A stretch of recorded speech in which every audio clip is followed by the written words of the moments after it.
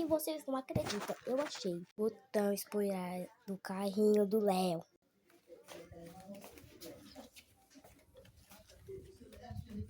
É bem aqui.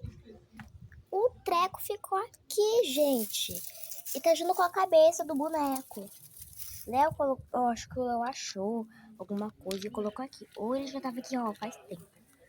Meu pai amado. Vou deixar tudo aqui, eu vou juntar as coisas e vou deixar aqui. Deu de uma pra brincar aqui no quarto. Até agora tá tudo aqui.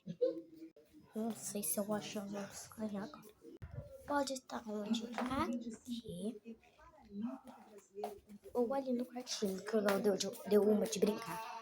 E eu não possuo uma. Gente, achei aqui um. Acho que tem uns outros aqui dentro, não tá jogando não. Agora tem que achar o lobo e o carrinho desse. Já vi ali, ó. Mas o Léo tava brincando aqui ontem, não sei não. Tchau, bye.